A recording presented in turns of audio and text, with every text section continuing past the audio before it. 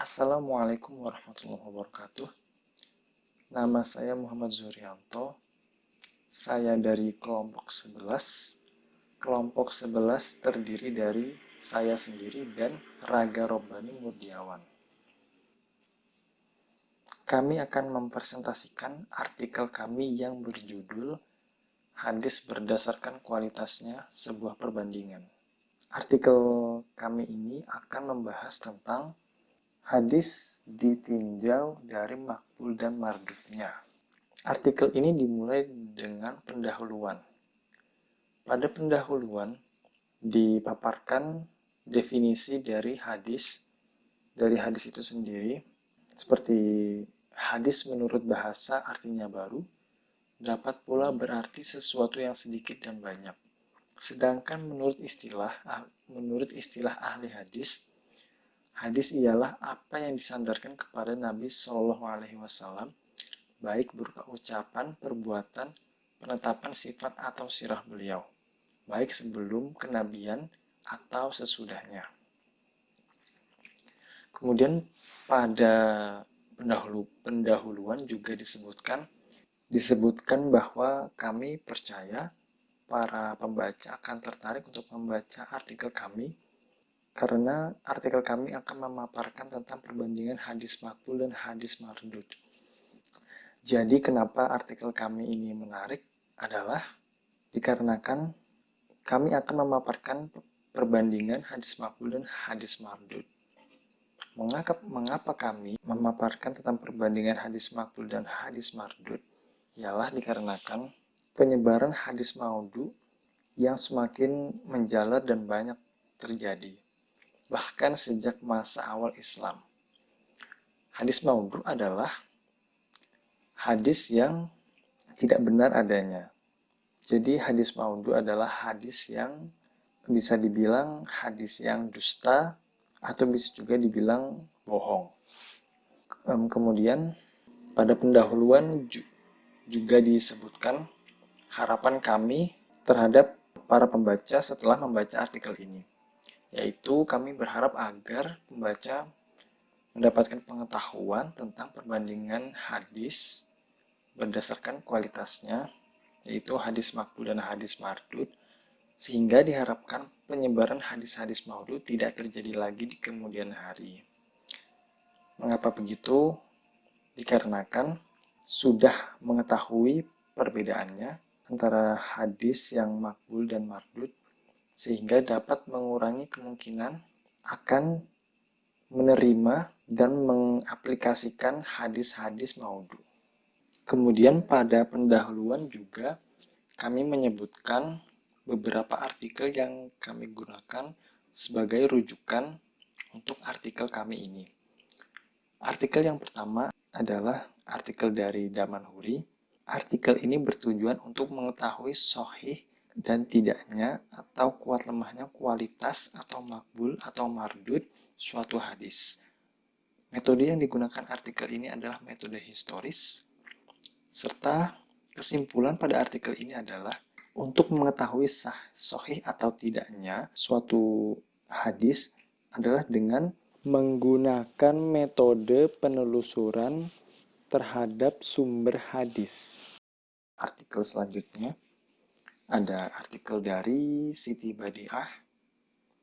Tujuan dari artikel Siti Badiah ini adalah untuk mengetahui apakah riwayat berbagai hadis yang terhimpun dalam kitab-kitab hadis yang ada dapat dijadikan sebagai hujah ataukah tidak.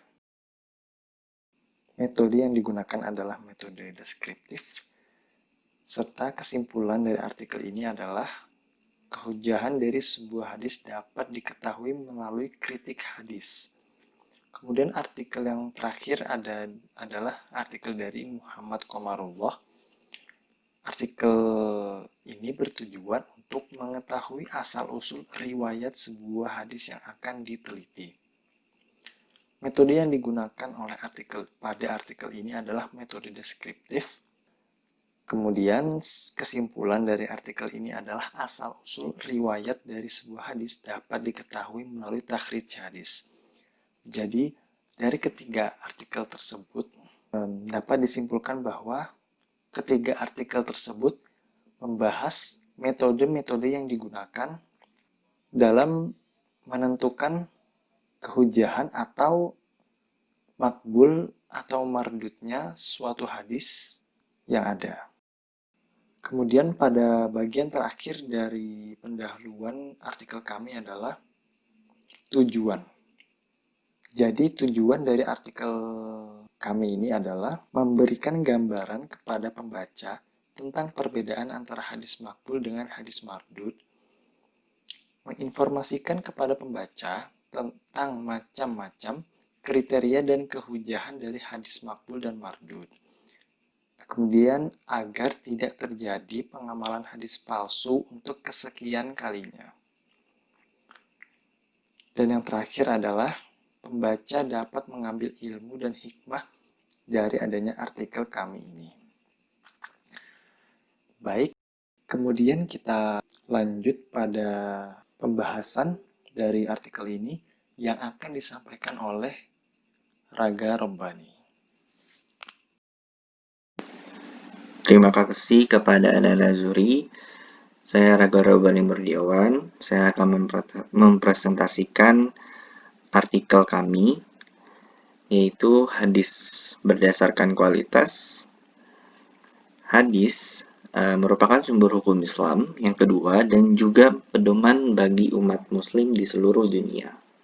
Seperti yang telah dijelaskan di pendahuluan, bahwa hadis merupakan suatu perkataan, perbuatan, atau perjanjian yang dilakukan oleh baginda Rasulullah SAW. Hal ini, hadis dibagi menjadi dua, yaitu makbul dan hadis mardud. Hadis makbul adalah hadis yang dikuatkan kebenarannya pembawa beritanya. Hukumnya wajib dibutuhkan dan diamalkan. Sedangkan hadis mardud adalah hadis yang tidak kuat kebenaran pembawa beritanya. Hukumnya tidak wajib diperlukan dan tidak wajib diamalkan. Di dalam hadis makbul sendiri itu dibagi menjadi dua, yaitu hadis sahih dan hadis hasan. Sedangkan untuk hadis mardud hanya memiliki hadis dhaif. Pembagian hadis makbul.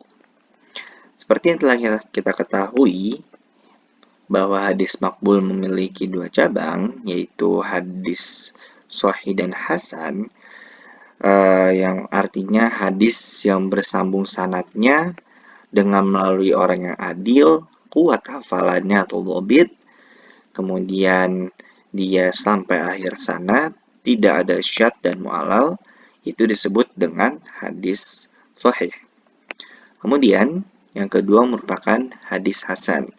Hadis yang memenuhi syarat sebagai hadis sahih, hanya saja kualitas dhabitnya atau kekuatan hafalannya itu dari salah seorang rawi atau beberapa rawi di bawah kualitas rawi hadis sahih.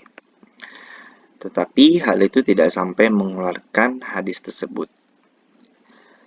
Perbedaan antara kedua hadis ini terdapat pada dhabitnya atau tingkat kualitas mengingat rawi hadis terhadap suatu matan hadisnya. Tingkat kualitas rawi hadis hasan lebih rendah daripada kualitas hadis sahih. Kriteria hadis makbul. Berikut ini merupakan kriteria hadis yang dapat kita jadikan sandaran sebagai hadis sahih maupun hadis hasan. Pertama yaitu persambungan sanad, yaitu berlangsung antar perawi sampai ke Rasulullah. Kemudian yang kedua, para perawinya itu bersifat adil. Kemudian dia juga konsisten, baik akhlaknya, tidak fasik dan tidak melakukan cacat murah. Ketiga, para periwayat juga bersifat dhabit atau memiliki daya ingatan yang sangat sempurna akan hadis tersebut. Keempat, tidak ada kejanggalan atau syadz. Maksudnya ialah periwayatan orang thiqah, yakni yang terpercaya atau adil, bertentangan dengan periwayat orang yang lebih thiqah. Kelima, itu tidak terjadi ilat atau cacat tersembunyi.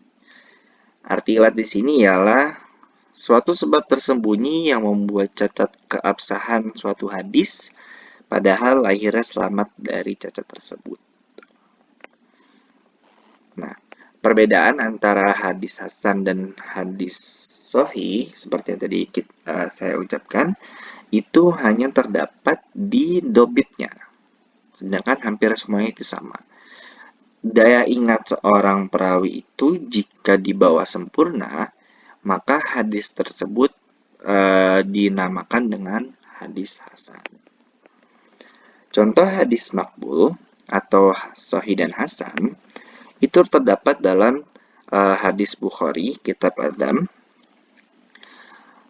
Beliau telah menceritakan kepada kami Abdullah bin Yusuf, ia berkata, telah mengkabarkan kepada kami Malik dari Ibnu Syihab dari Muhammad bin Jubair bin Mat'ami dari ayahnya, ia berkata, aku pernah mendengar Rasulullah Shallallahu Alaihi Wasallam membaca dalam salat maghrib surat At-Tur. Analisis yang dapat kita dapati dari hadis ini bahwa hadis ini merupakan hadis yang sahih itu dari sanadnya bersambung, semua bersambung sampai kepada Rasulullah. Semua perawi bersambung mendengar dari gurunya atau mendengar dari ayahnya seperti itu. Kemudian juga semua rawi pada hadis tersebut dobit dan tidak ada syad dalam hadis tersebut. Begitupun juga dengan hadis hasan, namun yang dibedakan ialah hadis hasan hadis tersebut dikatakan hasan karena semua perawi dalam hadis tersebut siqah, kecuali Za'far bin Sulaiman ad-Dubai. Ketiga, pembagian hadis mardud. Di dalam hadis ini terdapat hanya satu bagian, yaitu hadis do'if. Hadis do'if menurut bahasa itu lemah. Hadis ini merupakan kebalikan dari hadis sahih. Secara istilah, menurut Imam An-Nawawi, hadis yang di dalamnya tidak terdapat syarat-syarat hadis sahih dan hasan itu dinamakan dengan hadis do'if. Dikarenakan lemahnya suatu hadis, maka dibagi menjadi berbagai macam-macam, seperti syad, mutarrib, maqlub, mu'allal, munqati', mu'dal, dan masih banyak lagi. Kemudian ada pembagian hadis do'if. Itu hanya yang tadi telah saya sebutkan. Dan contoh hadis mardud. Berikut contohnya. Hadis ini dikatakan hadis mardud, hadis do'if, dikarenakan At-Tirmizi tidak mengetahui hadis ini kecuali hadis dari jalur Hakim As-Saroni. Karena sebab inilah hadis ini dikatakan sebagai hadis do'if atau kurang sanadnya. Terima kasih saya ucapkan. Akhirnya kita sampai pada kesimpulan dari artikel ini. Jadi kesimpulan dari artikel kami adalah kami mengharapkan bahwa pembaca artikel ini dapat membedakan antara hadis makbul dan hadis mardud dengan mengetahui apa saja jenis, kriteria, serta kehujahan dari kedua hadis tersebut. Serta pengamalan dari hadis palsu atau hadis maudhu tidak terjadi lagi. Kemudian yang terakhir adalah pembaca dapat mengambil ilmu dan hikmah dari artikel kami. Untuk menutup presentasi kami, saya ucapkan alhamdulillah dan terima kasih atas perhatiannya. Assalamualaikum warahmatullahi wabarakatuh.